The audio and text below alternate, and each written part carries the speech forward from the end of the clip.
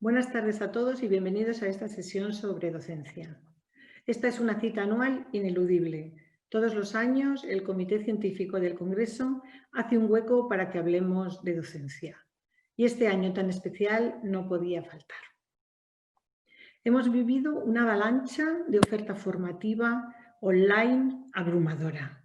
No sé qué sensación tenéis vosotros, pero continuos mensajes con invitaciones de 4 y 5 actividades al día provocan ansiedad y remordimientos por no poder participar en todo lo que a uno le gustaría. Habréis visto el chiste de Twitter de muerte por webinar y verdaderamente muchas veces nos hemos sentido así. Pero la tecnología en el mundo de la formación es mucho más que esto. Todos estos webinars, seminarios en los que hemos participado, los alumnos hemos sido pasivos, reproduciéndose un modelo clásico, magistral, donde el profesor y el ponente son el protagonista. Sin embargo, vamos a ver cómo cambiar el paradigma y cómo utilizar las tecnologías con estos 3 ponentes que han aceptado formar un equipo multidisciplinar que hoy va a sumar valor en el capítulo de la docencia. Verdaderamente, nuestro título es mucho más que un eslogan. En esta mesa vamos a comprobar que son buenos tiempos para la docencia. Os presento a nuestro primer ponente, el doctor Nacho del Moral. Es doctor en medicina y especialista en anestesiología y reanimación, aunque desde el 2009 cambió su enfoque y se dedicó, tras una especialización en Harvard, al mundo de la simulación clínica. Además, he descubierto, buceando en su currículum, que existe una Sociedad Española de Simulación Clínica y Seguridad del Paciente, de la que fue presidente fundador en el año 2010 y con la que estoy seguro que la SEF inicia a partir de ahora mismo una trayectoria que nos llevará a trabajos en común. Está muy interesado y se dedica al entrenamiento de equipos clínicos de alto rendimiento, donde se utiliza la técnica del debriefing para la metodología docente. Y así, con este tema, va a introducirnos en la simulación como herramienta docente, transmitiendo cómo el entrenamiento y la reflexión posterior, al igual que hacen los equipos deportivos, nos puede ayudar en nuestra tarea formativa. Con Daniela Tos, nuestra segunda ponente e ingeniera industrial de formación, vamos a jugar en serio. Es doctora en informática por la Universidad Politécnica de Cataluña, donde es profesora. Se centra su investigación en cómo los juegos serios son una herramienta donde el hecho de equivocarse no es dramático. Al revés, es un estímulo para seguir aprendiendo y poco a poco ir avanzando. El contenido de su presentación va en este sentido y nos enseñará un proyecto muy concreto de intervención en cirugía cardíaca que, desde luego, a mí me ha dejado impresionada y estoy segura de que vamos a visualizar enseguida posibles aplicaciones en nuestro campo. Y para cerrar esta mesa multidisciplinar tenemos un farmacéutico. Alfredo Montero no necesita mucha presentación en este foro. Es especialista en farmacia hospitalaria y trabaja en el Hospital Universitario Nuestra Señora de Candelaria, en Tenerife. Además tiene un máster en Dirección y Gestión Sanitaria de la Universidad Internacional de La Rioja y es conocido por todos por ser el presidente de Stop Errores de Medicación, además de ser nuestro paradigma de competencias digitales. Él ha creado y ha impulsado el grupo de trabajo Fusión, en este momento es el coordinador del grupo, y edita un blog, farmaciahospitalariadigital.com. además de participar en muchas actividades docentes relacionadas con las competencias digitales. Alfredo nos va a enseñar cómo una herramienta, los entornos personales de aprendizaje, cambian este paradigma de la formación, de manera que vamos a pasar a un nuevo modelo informal en el que el aprendiz es el que gestiona su propio desarrollo y su propia formación. Muchas gracias a los tres por aceptar participar en esta sesión y paso la palabra a nuestro primer ponente, Nacho.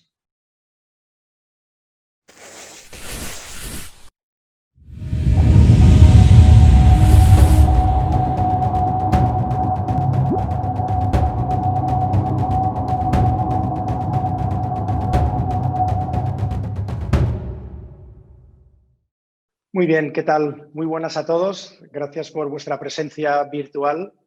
Quiero agradecer a la Sociedad Española de Farmacología Hospitalaria y también a Eva su invitación a esta sesión virtual. Cuando comentábamos y cuando yo escuchaba de Eva, ¿no?, cuál era el título, formando equipos, sumando valor, dije, esto es lo mío y a por ello. Porque si hay algo que me fascina dentro de lo que es el entrenamiento y dentro de lo que es mi trabajo profesional ahora en el Hospital Virtual Valdecilla, es el entrenamiento de equipos de alto rendimiento. Y precisamente entrenamos equipos de alto rendimiento porque queremos añadir un valor. Entonces, creo que el título o la frase de vuestro congreso resume lo que vamos a comentar ahora en estos próximos minutos, ¿no?, que es cómo formar equipos de alto rendimiento y el valor que añaden, ¿no? ¿Por qué, no? ¿Por qué formar esos equipos? Entonces, a mí me gusta, no tengo diapositivas, voy a estar conversando con vosotros unos 10 minutos sin diapositivas y la idea con la que quiero comenzar es ¿por qué el entrenamiento de equipos, ¿no? ¿Qué tiene esto que nos focaliza hoy y hoy nos centra el trabajo juntos? Entonces, yo creo que desde hace años, desde que el Instituto Americano de Medicina, ¿no?, sacó el informe de Rares Humano, cada vez hemos sido más y más conscientes todos de que hoy día un clínico solo no puede cuidar de un paciente. La sanidad actual, la sanidad moderna, es una sanidad compleja con procesos complejos. Entonces, esta complejidad comporta que antes era mi médico o antes era mi enfermera, ahora ya este es mi equipo y ahora trabajo y me cuida este equipo, ¿no? O sea, hemos transicionado del individuo al equipo por la complejidad precisamente del sistema en el que ahora operamos como clínicos, ¿no? Entonces, esta yo creo que es el gran valor de lo que hoy nos trae aquí. Si tú y yo como profesionales no trabajamos como equipos, no estamos añadiendo un valor a la organización, al hospital donde trabajamos. Y quizás esta es la motivación que tanto al Hospital Virtual como a mí como profesional del Hospital Virtual me mueve cada día a entrenar equipos de alto rendimiento, ¿no? La garantía de que si no lo hacemos juntos, si no nos ensamblamos como un equipo, no vamos a conseguir dar todo lo que podemos. Y esto es fascinante porque es un cambio radical en la cultura y en los valores y la educación de los hospitales, ¿no?, y personal de cada uno de nosotros. Antes decía Eva en la presentación que yo iba a hacer alguna comparación con los equipos deportivos. Y quizás ahora me viene a la cabeza que estamos, que hemos tenido el Tour de Francia o los equipos de fútbol. A nadie se le ocurriría decir, bueno, es que este partido lo ha ganado solo un deportista, ¿no? Hoy día, bueno, no se ganan los partidos en equipos, sino es todos juntos y además de una manera muy bien ensamblada, ¿no? Y de eso es de lo que vamos a hablar en este rato. Entonces, voy a empezar, si os parece, compartiendo con vosotros qué es para mí un equipo de alto rendimiento, ¿no? Un equipo de alto rendimiento en tu unidad de farmacia. Bueno, pues para mí un equipo de alto rendimiento, ¿no?, y como dice la literatura, es un grupo de profesionales que son expertos en diferentes materias, y que juntos trabajan con una misión común, con un objetivo común. volviendo otra vez pues, al tema del ciclismo o el tema del Tour o la Vuelta a España, ¿no? Pues hay un equipo X y su objetivo es ganar esta competición. O un equipo de fútbol, o en tu caso es proveer con la mayor seguridad este tipo de fármacos o cuidar o dosificar este tipo de fármaco al paciente o tratarle de la manera más personalizada posible. Y eso probablemente no lo pueda hacer solo una persona. Entonces, eso es un equipo de alto rendimiento.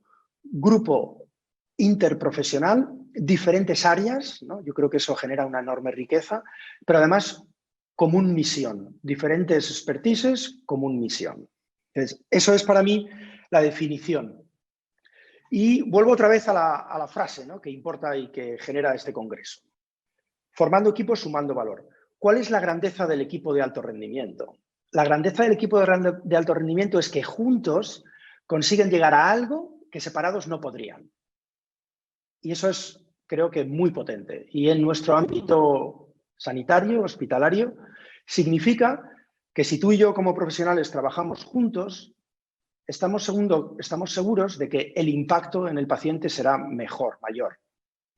¿No? A nosotros nos gusta mucho una frase aquí que utilizamos en el hospital virtual, que es equipo de alto rendimiento, profesionales felices, pacientes seguros. ¿No? Yo creo que ese es el valor que añadimos cuando trabajamos de esta forma.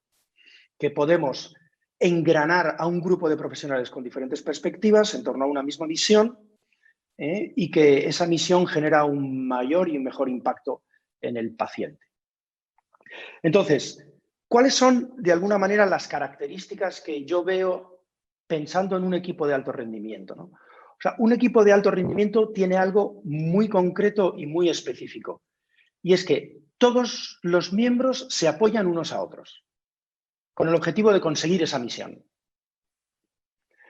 Y además, trabajan en un contexto, en un ambiente en el que favorece e inspira la aportación individual al equipo. Todos aportan y de alguna manera el contexto que se genera es que nadie se quede ni se guarde nada por, y voy a entrecomillar, por miedo a qué me dirán o por miedo a fracasar.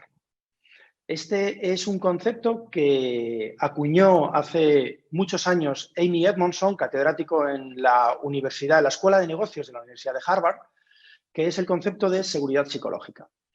Yo estoy contigo, somos varios colegas que trabajamos como equipo de alto rendimiento y eso significa que yo en un momento dado puedo decir, oye, estamos haciendo esto y yo pienso que se podría hacer de otra manera. Bla, bla, bla, bla, bla, bla. ¿Qué pensáis vosotros? Y me siento en un contexto trabajando contigo en el que me inspiras y el equipo me inspira precisamente a aportar valor. En vez de, uy, veo que están poniendo esta dosis o están titulando de esta manera, y yo creo que no es así, pero bueno, no voy a decir nada por si acaso. Alguien piensa que es que no me lo estudian.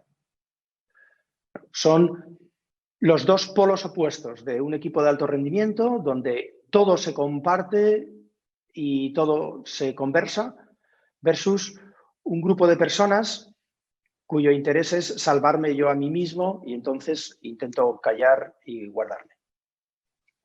Entonces, vamos a transicionar. Qué bonito es crear un equipo de alto rendimiento. Yo quiero trabajar ahí.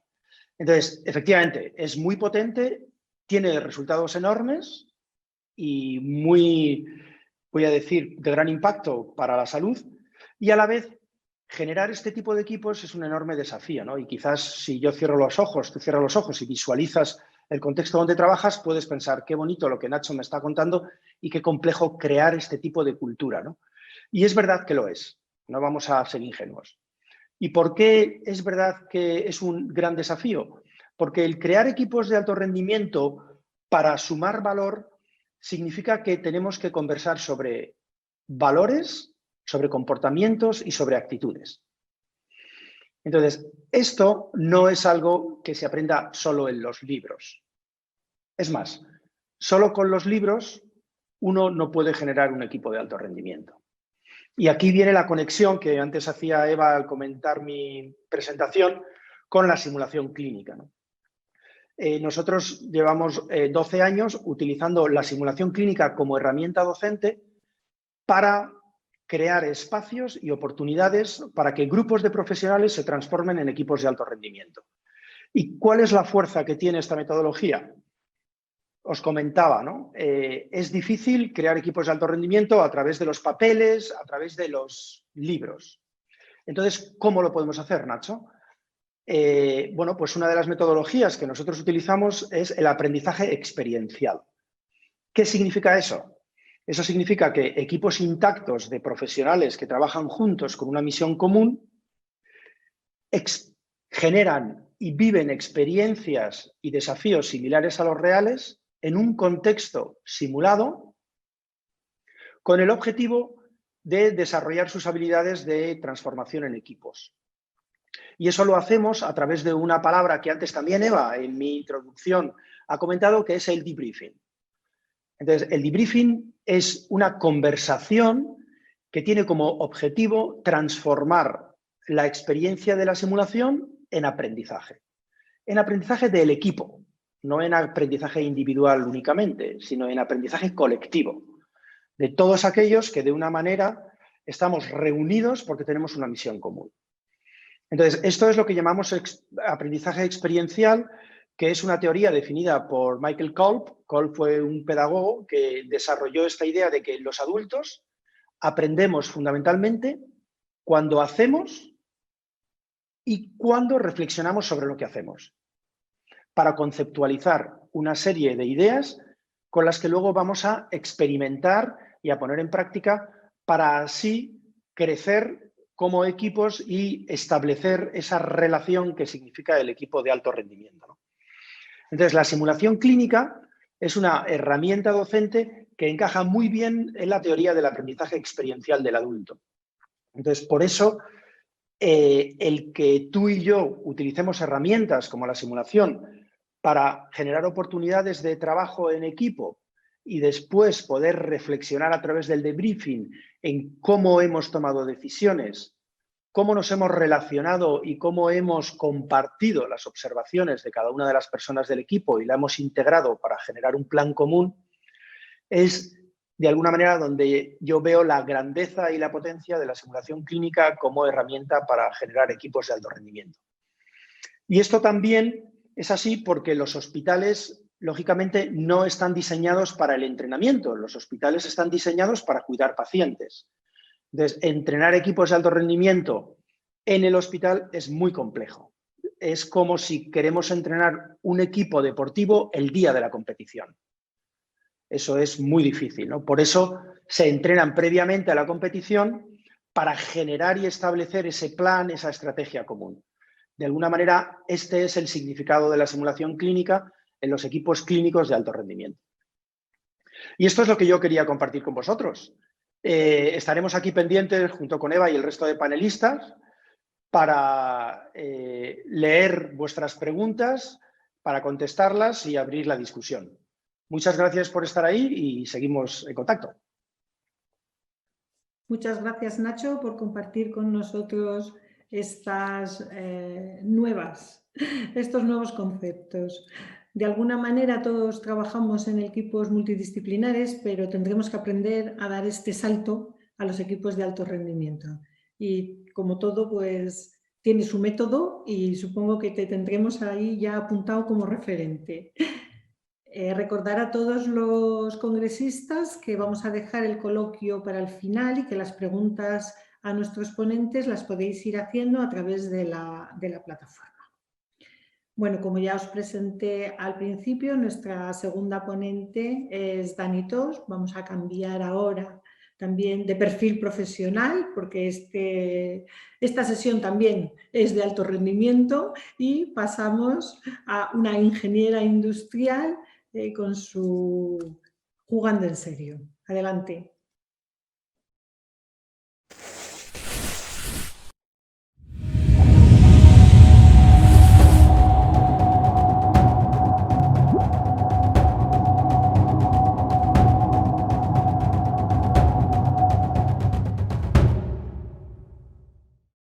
Pues muchísimas gracias, Eva, por la presentación y gracias también por Nacho, por tu ponencia muy interesante. Creo que la mía enlaza bien y, por supuesto, un agradecimiento a la sociedad que ha tenido a bien invitarme a hablar de Jugando en Serio. Entonces, actualmente hay en el mundo más de 2,5 billones de jugadores. Esto es mucha gente y también es mucho dinero que se mueve. Entonces, una buena razón para plantearse si los juegos también pueden entrar en el mundo de la farmacia, de la enseñanza y, por supuesto, de la salud en general. Entonces, primero vamos a definir un poco los conceptos de juego, gamificación, juego serio, y después veremos un ejemplo concreto de aplicación de los juegos. Entonces, los juegos tienen una serie de características, pero en realidad la más importante para nosotros hoy es que los juegos son divertidos. La gente nos gusta jugar porque nos lo pasamos bien simplemente jugando. Y como nos lo pasamos bien, nos motiva a empezar a jugar, a continuar jugando y a volver a jugar en una ocasión siguiente. Es tanto la motivación que suponen los juegos que a veces hasta pueden generar adicción. Entonces, hablando justamente de motivación, la motivación es la razón del movimiento, es lo que nos mueve a hacer cosas. Hay dos tipos de motivación: la motivación intrínseca, que sería la que viene del propio individuo, la zanahoria que tenemos dentro, y la motivación extrínseca, que es la que viene del exterior en forma de incentivos positivos, pues premios, hago esto porque voy a ganar algo, o bien de incentivos negativos, hago esto porque me da mucho miedo no tenerlo. O tener un castigo. Entonces, el objetivo de lo que llamamos los juegos serios y de la gamificación es incrementar la motivación intrínseca que tenemos las personas cuando realizamos una actividad y también añadir factores de motivación extrínseca para hacer que esas actividades que a veces nos resultan aburridas, tediosas, demasiado difíciles, que nos suponen un esfuerzo en general, pues hacer que sean mucho más divertidas, por lo tanto mucho más motivadoras. Este, digamos, es el objetivo de los juegos serios y de la gamificación. Entonces, para distinguir un juego serio, es un juego normalmente, puede no ser videojuego, pero normalmente cuando se habla de videojuegos, de juegos serios, se habla de videojuegos. Son juegos que están diseñados para finalidades no puramente lúdicas, juegos que están diseñados para la educación, para la salud, para el entrenamiento, para la rehabilitación. Y la gamificación, en cambio, sería la aplicación de mecanismos de juego en contextos no lúdicos. Es decir, una experiencia que es seria se convertiría en una experiencia lúdica, pero no sería un videojuego. Como ejemplo, pues podéis ver dos niños jugando a un videojuego serio y al lado a la derecha un equipo de publicidad de una empresa que para diseñar su estrategia publicitaria hace un juego, el juego de adivinar quién es el personaje, para estimular su creatividad. Sería en este caso una gamificación.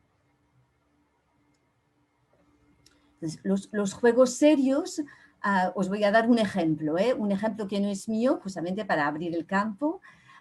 Una cuarta parte de los errores en cirugía se debe a un mal funcionamiento de los equipos. Entonces, hay un grupo de investigadores muy potente en el ámbito de los juegos serios que propuso un juego serio muy simple, que yo creo que puede interesar mucho a Nacho. Es un juego tipo Candy Crush, de estos de comer caramelitos, y mientras tú vas jugando, encima de la pantalla tienes la monitorización del paciente y tienes también una serie de avisos. Tú vas jugando y mientras juegas tienes que estar pendiente de tus avisos. Y cuando hay un aviso te vas a una pantalla específica donde te describe el problema y tú tienes que darle una solución. Son problemas técnicos muy simples, como conecta bien el cable del vídeo para solucionar esta situación. Entonces hicieron un estudio clínico en el que hubo un grupo de cirujanos que se entrenaron con el juego y otro grupo que no. Y pudieron observar que se mejoraba notablemente la respuesta de los cirujanos en tiempo de cirugía real si se habían entrenado con este pequeño juego tipo Candy Crush. Un ejemplo de gamificación, para que veáis que no es un juego, pues sería una experiencia. Os he puesto el link en YouTube, os recomiendo que los veáis, hay unos cuantos vídeos de gamificación que son interesantes. La ciudad de Estocolmo quería potenciar que los usuarios del metro utilizaran más las escaleras, vamos a decir, musculares y no tanto las escaleras mecánicas, y para eso convirtieron la escalera manual, muscular, en un piano. Y fue fabuloso porque rápidamente la gente empezó a subirse por la escalera, que era un piano, porque simplemente era más divertido. O sea que realmente divertirse cambia la experiencia de las cosas. De hecho, un poco para, no me voy a extender, pero para que sepáis, digamos, hay todo un bagaje teórico, tanto en filosofía como en psicología, que demuestra que jugar no solo es una actividad secundaria, sino que para los niños, y en este sentido Piaget ya lo demostró con sus estudios psicológicos, es la actividad fundamental de la infancia, pero Huizinga, un filósofo de principios del siglo XX, dijo que jugar es intrínseco a la actividad humana. Hablamos de juegos amorosos, hablamos de Juego de Tronos. Según Huizinga, todo lo que hacemos en la vida en realidad es jugar. O sea, que es una actividad que para nada es baladí. Entonces, ¿qué es lo que nos divierte? ¿Por qué los juegos nos divierten? Hay una teoría que es la teoría de la zonativity, de la diversión, digamos. Hay 3 fuentes de diversión: social, físico e intelectual, y los juegos lo que tienen de bueno es que integran estas distintas fuentes de diversión. ¿Qué tienen de más los juegos? ¿Por qué son divertidos? Pues porque jugando llegamos a un estado que es el estado llamado de flow. El flow es un estado definido por un psicólogo norteamericano y se produce cuando nuestro nivel de competencia percibida es muy alto y coincide con un nivel muy alto de reto. Cuando lo que estamos haciendo es muy difícil, pero a la vez creemos que lo sabemos hacer, llegamos a un estado en el que nos sentimos profundamente inmersos en la actividad, muy implicados, muy enfocados y disfrutamos muchísimo. En este estado de flow, seguramente si tenéis hijos que son jugadores o hijas que son jugadoras, los habréis visto. Ya podéis decirles que vayan a comer, que ellos están allá y ni siquiera os han oído. Pues cuando estamos en flow multiplicamos nuestras capacidades. Pues si podemos aprender en estado de flow, imaginaros lo rápido, benéfico y potente que puede ser el aprendizaje. Entonces, ¿qué elementos de los juegos nos interesan? Pues es un sitio específico, hay unas reglas muy claras, hay unos objetivos parciales y finales, hay mucha retroalimentación, continuamente cuando estamos jugando sabemos en qué nivel estamos, hay una historia, hay una narración y sobre todo hay una competición. Si pensáis en estos elementos, son elementos que muchas veces fallan en el sistema educativo. Muchas veces los objetivos finales son claros, aprobar un examen, pero los parciales no lo son tan claros. La narración, el hilo conductor de nuestras asignaturas no siempre es consistente, o al menos no siempre lo sabemos transmitir a nuestros estudiantes. Y la competición está muy denostada porque en realidad solo hay un objetivo final que es aprobar. Entonces todo esto es algo que se está cuestionando mucho actualmente. Las reglas, por ejemplo, cuando yo estudiaba, las reglas del juego de la enseñanza no eran nada claras. Ahora, si alguno de vosotros es profesor o profesora, sabrá que las reglas de evaluación de la asignatura han de estar muy bien definidas. Bueno, esto es porque se ha adoptado esta característica de los juegos. Otros elementos de los juegos que es interesante introducir en las actividades, pues la cooperación, la competición, las misiones, las preguntas, los concursos, las tablas de clasificaciones, las insignias, las medallas, los premios. Todos estos elementos son los que van a hacer que una actividad convencional se pueda convertir en algo mucho más divertido. Entonces, ¿cómo se aplica todo esto de la gamificación y de los juegos serios en el ámbito de la salud? Bueno, pues se puede aplicar en muchos ámbitos, en la educación de los profesionales, que es el ejemplo que vamos a ver hoy, pero también en el entrenamiento profesional, o sea, en educación reglada, por decirlo así, pero también en entrenamiento, en el diagnóstico, en la rehabilitación. Muy importante también en la recogida de datos, los cuestionarios, que muchas veces son muy aburridos de contestar y muy necesarios en el ámbito médico y en el ámbito farmacológico. Pues si se puede gamificar un cuestionario, tanto mejor, para fomentar los hábitos de vida saludable, para educar también los pacientes y, muy importante, también para fomentar la adherencia a la medicación, que es algo que en un congreso de estas características me parece muy, muy relevante. No sé qué ha pasado aquí. Bueno, no pasa nada, vamos a volver. Entonces os voy a explicar un ejemplo que es un trabajo que hemos estado realizando en los últimos años con el Hospital Clínic de Barcelona, la Universidad de Barcelona. Es un juego de simulación pero es un juego, es decir, que es una simulación, es un entorno de simulación virtual, pero que está gamificado. Entonces, el objetivo de este juego es entrenar a los profesionales de la perfusión, es decir, los profesionales que operan el bypass cardiopulmonar, la máquina por la que se hace circular la sangre cuando se interviene un paciente en una cirugía cardíaca a corazón abierto. Es una máquina que es fundamental saberla operar bien, porque la vida del paciente está en juego, y saberla operar bien significa no solo entender los mandos, no solo entender el mecanismo físico que hay detrás, sino también saber interaccionar con el equipo clínico. Antes hablaba Nacho y es muy importante, el equipo lo es todo. Si soy perfusionista de una intervención y no le digo en un momento dado al cirujano está pasando algo con el retorno venoso, pues estoy generando un problema. Entonces, este juego tiene por objetivo justamente esto, que los perfusionistas o las perfusionistas se entrenan a utilizar la máquina. A lo largo de una intervención hay un hilo narrativo, es la intervención. Pueden tocar naturalmente los botones, hacer lo que les dice el cirujano en cada momento o la cirujana en cada momento, y ellos mismos tienen que interactuar, avisar, me pasa esto, me pasa lo otro, contestar cuando ha de contestar. Por lo tanto, se intenta entrenar tanto las habilidades, digamos, técnicas, como las habilidades transversales, las relacionales en este caso, las comunicativas. Entonces, además del entorno de simulación, lo que hay aquí es que esto está planteado como un juego. Hay un inicio y un final, vas perdiendo punto a función de los errores que cometes, y al final, si te equivocas demasiado, pierdes todos los puntos, y lo que te ocurre, y eso es la gracia del juego, no es que se te muera el paciente, sino que es un game over. Con lo cual, un game over pues no es tan grave, no es tan estresante, no es tan psicológicamente agresivo, y de esta manera tú te atreves a volver a jugar, aprendes como en un juego que equivocarse es normal, veis que enlazo totalmente con lo que decía Nacho, y que el error es bueno, y eso es lo bueno que tiene el juego. Entonces este juego lo hemos desarrollado en un equipo multidisciplinar, hasta hay clínicos, hay pedagogos, hay ingenieros biomédicos, informáticos. Ha sido un proceso muy largo y muy difícil de definición de objetivos pedagógicos, de elementos motivacionales, entorno gráfico, toda la parte de programación, por supuesto. Y la verdad es que los resultados son muy, muy alentadores. Hemos hecho ya varios estudios de usabilidad y ahora estamos intentando medir la efectividad del juego. Aquí ya tenemos un artículo en prensa con mis colaboradores, que son Nuria Bonet, Ariel von Markenekov, Maite Mata y la doctora Carmen Gomar, y estamos muy satisfechos con los resultados. ¿Cuál es el problema ahora? Justamente esto, la validación.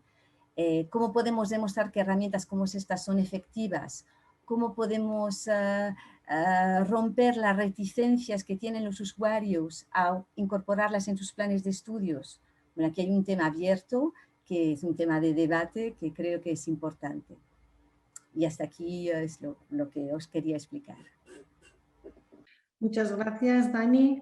Creo que nos has dejado a todos en verdadero estado de flow y que a partir de ahora seguro que se nos ocurren muchos posibles juegos de cantidad de procedimientos que tenemos en los servicios de farmacia y en los que el entrenamiento de habilidades es interesante para todos los colectivos, además, no solo los farmacéuticos, muy interesante me ha parecido para los técnicos, pero bueno, seguro que todos los congresistas están ya en el chat aprovechando para hacerte preguntas, y en la fase final de la mesa, pues seguro que tienes sugerencias. Con esto ya pasamos al tercer ponente. Ahora le toca el turno a nuestro compañero Alfredo, y vamos a tener que aprender mucho de competencias digitales para poder manejar todas estas herramientas que nos acaban de presentar, y para poder, llegado el caso, participar en esos equipos de diseño. Así que en tus manos estamos para eso. Adelante, Alfredo.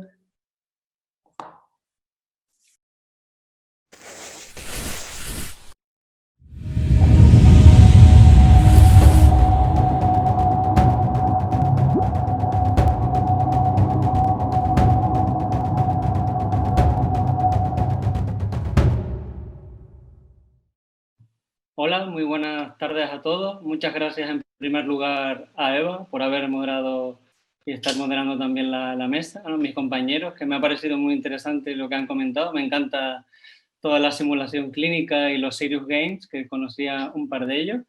También a la SEF por haberme invitado en esta mesa y, por supuesto, también al personal técnico que en este congreso se lo está currando mucho. En mi sesión tengo 12 minutos para contaros un resumen un poco breve de lo que son los entornos personales de aprendizaje y del por qué son interesantes desde el punto de vista de un farmacéutico hospitalario, sobre todo para los residentes, durante la formación sanitaria especializada, pero verán que es un proceso vital para todo nuestro desarrollo profesional.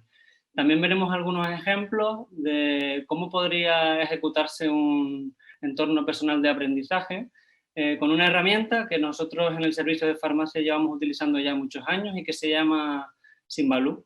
Así que sin mucha más dilación, vamos a ello. Lo primero, yo creo que para quien esté un poco más perdido y que no conozca el concepto, explicar qué es un EPA o un entorno personal de aprendizaje, también conocido como PLE, de las siglas en inglés, y no es más que todo ese ecosistema formado por el conjunto de fuentes de información, herramientas digitales y no digitales, personas, incluso actividades, servicios que facilitan a nosotros y a cualquier alumno tomar el control de su propio aprendizaje. Es un concepto que viene del ámbito docente, que no es nuevo, lleva ya más de 10 años circulando, y lo que sí quiero que quede claro es que, aunque no seamos conscientes, todos tenemos un EPA. Antes de Internet teníamos EPA, cada uno de nosotros tenemos uno que es único, es dinámico y, como digo, es híbrido desde el punto de vista analógico-digital en diferentes porcentajes. ¿Qué ocurre? Que ya Jordi Adel y Linda Castañeda lo definieron en 2010 como aquel conjunto de fuentes de información, herramientas y personas, que son aquellas desde donde aprendemos, aquellas herramientas de las cuales nos van a permitir crear, reflexionar sobre ese conocimiento y nuestra red personal de aprendizaje, esa comunidad de colectivos que pueden ser del mismo gremio o no, con quienes nos relacionamos, conversamos, conectamos y aprendemos. Sí que creo interesante comentar que los entornos personales de aprendizaje no es una cuestión del todo tecnológica y menos únicamente, ya que, como comenté antes, existían antes de la época de Internet y de la época de la computación, y sí que es verdad que desde que han aparecido la cuarta revolución industrial llamada, con la aparición de Internet y estas herramientas, ha adquirido una gran importancia todas las cuestiones tecnológicas en la docencia. Entonces ya me he permitido, en este poco tiempo que tengo, de centrarme en lo que son los entornos personales de aprendizaje, los elementos digitales, esas competencias digitales que nos van a ayudar a adquirir, y una herramienta en concreto que es Symbaloo, que es la que puede ejecutar de una forma sencilla y además en equipo estos EPA. Vamos a pasar. Por entrar un poco en cada elemento, perdón, nosotros somos profesionales del conocimiento. Todos los profesionales sanitarios tenemos la peculiaridad, esa semi-obligación de estar actualizados con los nuevos artículos y guías clínicas que salen, entonces podemos llegar a incluso infoxicarnos. Tener el control de los flujos de información, seleccionando muy bien las fuentes fiables y siendo productivos en este aspecto, nos va a ayudar muy bien a desarrollar nuestro entorno personal de aprendizaje, y es un elemento vital que va a dar paso a los siguientes, que son las herramientas. A ver si se pasa. Ahora.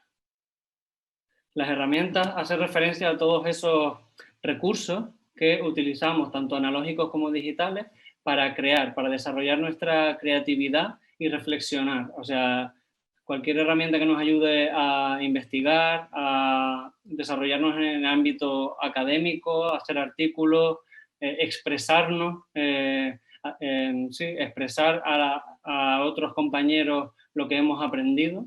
Todas esas herramientas son las que hacen referencia en este apartado. Y por último, simplemente destacar a darle incluso una especial importancia, ya que el aprendizaje colaborativo o el aprendizaje social cada vez adquiere más importancia en los ámbitos docentes, y es que nuestra red personal de aprendizaje es todas esas personas que incluso sin haberlas conocido pueden aportarnos y ayudarnos a desarrollarnos profesionalmente. Últimamente, con la aparición de las redes sociales, yo creo que esto adquiere su máxima expresión, ya que estamos sobredimensionados, pudiendo incluso contactar con personas que están en otro lado del mundo instantáneamente, incluso expertos que pueden transmitir sus conocimientos hacia nosotros. Entonces, cada vez tiene más importancia este aspecto. A pasar. Yo me he atrevido a hacer una infografía de lo que es un PLE científico sanitario para bajar un poco el concepto al suelo y ver a qué herramientas, canales y fuentes de información me estoy refiriendo cuando hablamos de un PLE. Esta la ven en esta diapositiva, pero se las amplío un poco. A ver si va. Ahora. Perdón. En este aspecto vemos cómo el flujo de información de arriba abajo nos lleva a que cada proceso, por ejemplo, en la búsqueda científica, todos los metabuscadores que estamos acostumbrados a utilizar, como la Cochrane, UpToDate, PubMed, pues estarían dentro de este elemento. Según vamos bajando, este flujo de información podemos irlo filtrando, leerlo, capturando si es de nuestro interés, organizarlo para posterior recuperación, almacenarlo. Podemos editar, reflexionar y compartir todo esto que estamos creando, incluso ayudarnos de nuestra identidad digital académica, que también hay herramientas para ello. Estos serían herramientas digitales para nuestro desarrollo dentro de UNEPA. Y para terminar, yo creo que ya los conocen todos, pero los canales digitales y redes sociales que estamos acostumbrados a utilizar, a ver si se pasa. Perdón. Ahora. Pues estaríamos hablando de Twitter, que se utiliza de una manera más profesional, Facebook, Google Scholar, Instagram, últimamente, que tiene una gran importancia docente, etc. Voy un poco rápido. Aquí lo he resumido aún más por procesos y simplemente destacar que esas fuentes son desde donde podemos leer, buscar. Las herramientas son las que me van a permitir desarrollar nuestra creatividad, ¿no? Desde qué hacemos para aprender, esa resolución de problemas, esas herramientas que nos ayudan a eso, y la red es con quién lo hacemos. Un poco repetitivo, pero más simple que antes. Entonces, si este es un concepto docente que viene del ámbito formativo, ¿por qué si soy farmacéutico hospitalario voy a tener que hacerme UNEPA? Pues porque simplemente es un concepto, una estructura mental que nos va a ayudar al autoaprendizaje continuo y a desarrollar una competencia fundamental para cualquier ciudadano y profesional sanitario, que es aprender a aprender de una manera personalizada, como decía Eva, en tiempo y forma totalmente diferente a como lo estamos acostumbrados a hacer, sin barreras físicas ni temporales, y que nos van a potenciar ese aprendizaje colaborativo. Entonces, simplemente mencionar que estos EPA están muy alineados con la adquisición de competencias digitales, ya que hemos visto que últimamente tienen como mayor importancia todas este tipo de competencias. Y incluso a nivel europeo hay documentos que nos dicen que debemos ser ciudadanos digitalmente competentes para desarrollarnos en nuestro ámbito laboral o simplemente estar alfabetizados de cara a ser buenos profesionales en el futuro y de cara a nuestra empleabilidad. Entonces, nosotros como profesionales sanitarios estaría indicado, por ejemplo, que adquiramos competencias digitales relacionadas con la gestión eficaz de la información, la comunicación 2.0, el trabajo colaborativo en red. Todo esto son competencias que están relacionadas con los elementos de un EPA. Vale, pero ¿cómo lo hago? Este es un concepto un tanto abstracto y que no termina de calar en nuestra sociedad, pero yo hace unos años descubrí una herramienta que a posteriori me ha dado un poco la razón y de que en términos docentes se utiliza mucho para el desarrollo como eje central del aprendizaje de grupos y de alumnos para el desarrollo de EPAs, y que es Simbaloo. No es más que una herramienta gratuita, digital, para la creación de escritorios virtuales, y que nos va a permitir centralizar toda la información de Internet en una sola. O sea que no solo es una herramienta que nos permite organizar y tenerlo a nuestro gusto, sino que permite incluso ser muchísimo más productivos. Desde el punto de vista de un farmacéutico hospitalario, existen multitud de usos que podemos darle como repositorio de personal de nuestros enlaces favoritos, que es para lo que realmente fue diseñado Simbaloo. Pero cuando me refiero a enlaces favoritos, URLs, no me refiero solo a una página web, ni mucho menos, sino me refiero a cualquier tipo de repositorio virtual que nos dé un enlace. Puede ser tanto un vídeo, un documento en PDF, fotos, cualquier tipo de elemento audiovisual que nosotros consideremos que tenga interés docente, podemos incluirlo en un escritorio como con Simbaloo, con una interfaz muy agradable, multiplataforma, y además que es muy fácil de usar. Nosotros en nuestro servicio de farmacia lo utilizamos a modo de itinerario formativo también desde el punto de vista del residente. Cada área dentro de un servicio de farmacia se divide en muchas, pues nosotros tenemos un escritorio virtual para cada área. En ese sentido, el residente tiene en cada escritorio todo lo que él necesita para adquirir unos conocimientos que luego van a ser evaluados. Incluso la propia herramienta puede servir para un itinerario formativo en sí, o sea, como un curso clásico con su evaluación y eso. Ahora veremos algunos usos que le hemos dado más concretos. Como digo, el uso principal y mínimo que se le puede dar a esta herramienta es la recopilación de información para la consulta rápida, ya sea en grupo o personal.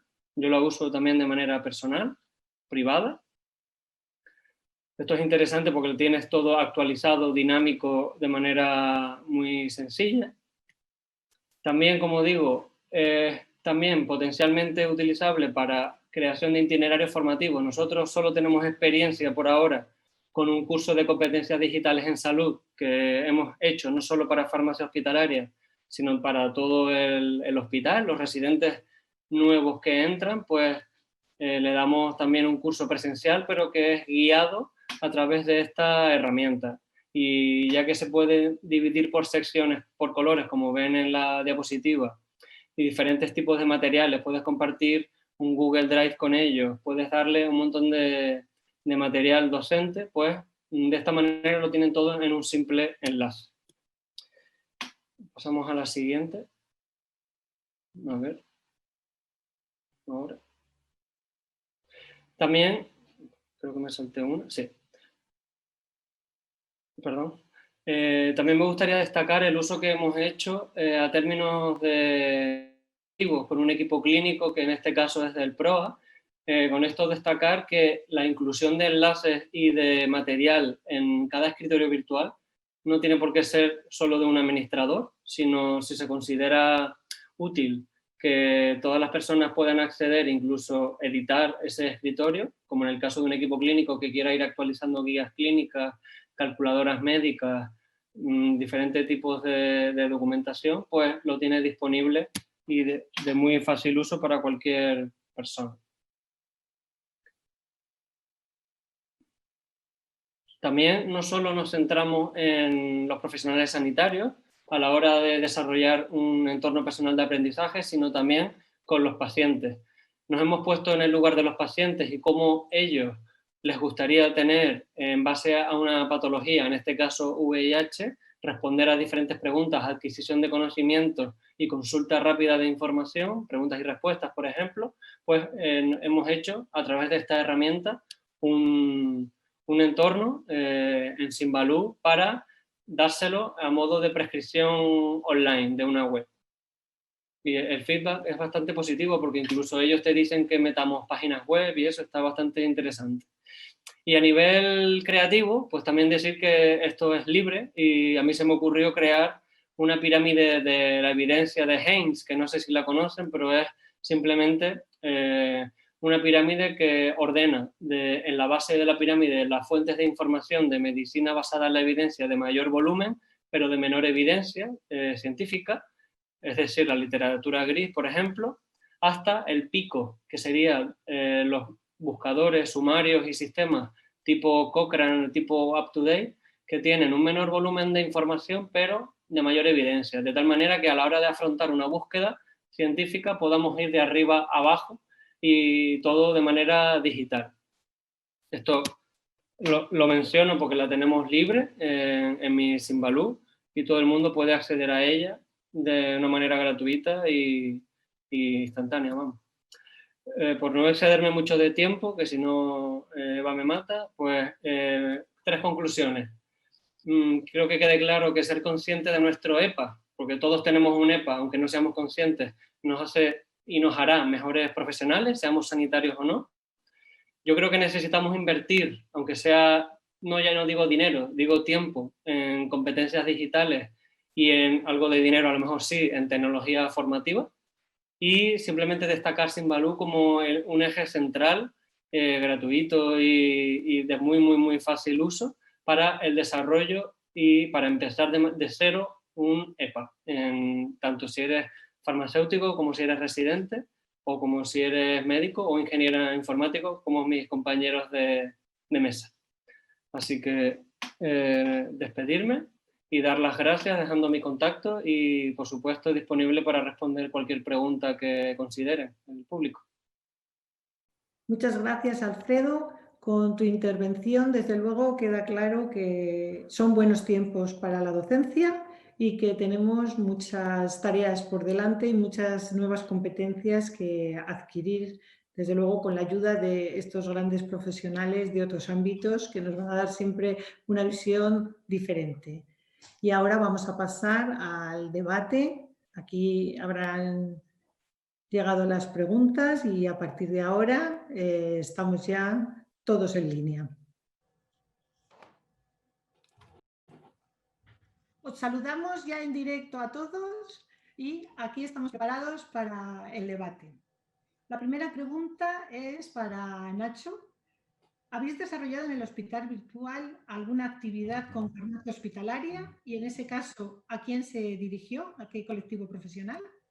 Sí, Eva. Mira, aquí trabajamos con el servicio también del Hospital Universitario Marqués de Valdecilla, de farmacia hospitalaria, y estamos desarrollando y hemos diseñado junto con ellos programas de entrenamiento para los técnicos, ¿no? Esta nueva formación que tenéis, esta nueva parte del equipo que forma parte de vuestros servicios, y entonces estamos desarrollando programas de entrenamiento para la manipulación de medicamentos peligrosos, ¿no? Tanto en el proceso como si en algún momento, alguna parte del proceso, no estoy seguro de qué ha pasado, entrenar cómo pues hablar en alto, cómo pedir ayuda, ¿no? Cómo integrar a nuevas personas del equipo. Y están siendo muy interesantes. Pues nada, tomamos nota porque seguro que este año podemos intentar hacer alguna actividad conjunta. Muy bien. Voy a intentar haceros una pregunta a cada uno y luego en función del tiempo podemos retomar el ciclo, ¿no? Para Dani, ¿cómo valoran alumnos y profesores el aprendizaje en un entorno de juego? ¿Se lo toman en serio? Buena pregunta. Me gusta mucho el juego de palabras. ¿Cómo no se lo van a tomar en serio si es un juego serio, no? Así sí, justamente es la gracia de la gamificación, ¿no? Te enganchas jugando, no quieres perder. A veces pierdes los nervios jugando. Entonces, los estudiantes cuando juegan sí se lo toman muy en serio. Entonces, el profesorado, en nuestro caso, claro, el profesorado era parte del equipo, estaba muy motivado y ahora que queremos expandir el uso del juego es cuando vamos a ver si personas más ajenas al mundo del juego pues están abiertas o no y se lo toman en serio. Muchas gracias. Pues tendremos que empezar a jugar. Para Alfredo, En este modelo de los espacios personalizados de aprendizaje, ¿entran competencias transversales del tipo bioética, entrevista clínica o trabajo en equipo? Claro, al ser tan personalizado, las competencias que tú puedes adquirir al dejarte llevar por la metodología de un entorno personal de aprendizaje es que es absolutamente individualista, pero también a la vez colectivo. Entonces tú puedes desarrollar competencias a nivel personal relacionados con tu área de conocimiento o que tengan que ver o no con el hospital. Yo por ejemplo, utilizo mucho el Simbaloo, que hemos hablado mucho de esta herramienta, para mi productividad personal y tener a mano todas las fuentes de conocimiento y herramientas que yo utilizo en mi día a día. Pero también sirven para cualquier ámbito en el que nos movamos, ya sea docente, clínico o no clínico, para el mundo de una empresa, por ejemplo, que quiera compartir información. Diferentes tipos de competencias como transversales, como la bioética o a la hora de conocimientos que tú tengas que adquirir de entrevista clínica, etcétera, tú los puedes adquirir a través de herramientas como Simbaloo si tú te acostumbras a usarla. Entonces, el modelo de EPA no se basa tanto en las competencias que tengo que adquirir, sino en el aprendizaje individual del propio alumno. Él es el decisor, por así decirlo, del contenido y de la información, no tanto el docente, que sería la guía o un poco el instrumento mentor. Está claro que ahí cambia un poco, ¿no? Como decíamos Sí. al principio, el rol que tiene el propio alumno, ¿no? Sí, Que sí. tiene que ser muy activo, muy activo. Bueno, una pregunta un poco a lo mejor a los tres, ¿no? Relacionada con cómo se evalúa la formación en estos modelos. Desde el punto de vista a lo mejor del tutor, desde el punto de vista de adquirir una competencia y tener una capacitación. Esto cambia un poco, ¿no? El tradicional curso de evaluación. Bueno, hombre, Yo, en lo que a mí respecta, sí que, por ejemplo, ya que hemos estado hablando de la herramienta de Simbaloo, puedes utilizar esta propia herramienta como instrumento de evaluación, ya que puedes ahí incorporar elementos como un formulario que haga de test, o sea, formatos digitales de evaluación incorporados a este tipo de herramientas. Otra cosa son los criterios y las puntuaciones y tal, que ya tendrían que basarse más en una metodología un poquito más clásica y ver si verdaderamente el alumno ha incorporado pues ese aprendizaje a su área de conocimiento, y en eso pues el grupo tutores y la SEF ha evolucionado mucho en los últimos años desde el punto de vista del residente con sus tablas de los ítems que ha ido adquiriendo por áreas de competencia y tal. Entonces todo esto se puede integrar perfectamente desde el punto de vista de los EPA o simplemente del entorno digital. Y desde el punto de vista de los juegos es lo mismo, se puede integrar muy bien, es una herramienta complementaria. La gracia es que, a diferencia de un aprendizaje más formal en el que hay un examen único y es un solo día que haces la prueba, aquí tú vas jugando hasta que ya dominas las partidas y ya sacas la puntuación máxima cada vez que juegas. Entonces, pasamos del paradigma de un acto individual puntual de evaluación a una evaluación mucho más continuada y autoevaluada. Continuamente tienes tu propia nota y sabes qué es lo que quieres mejorar.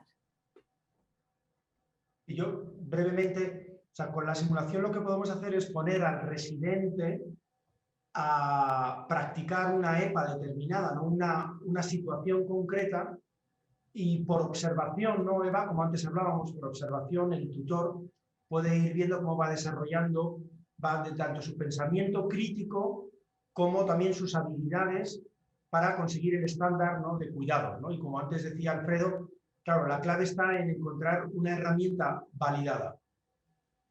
Muy bien, pues muchas gracias. Tenemos ya que despedirnos. Espero que nuestra audiencia recibirá las respuestas a las preguntas que han quedado pendientes en el chat, y creo que hemos aprendido todos muchos. Este gran equipo multidisciplinar de docentes que hemos reunido hoy aquí, pues ha sumado valor a los buenos tiempos de la docencia. Adiós a todos. Muchas gracias, Chao, adiós. gracias. Adiós. Buenas tardes.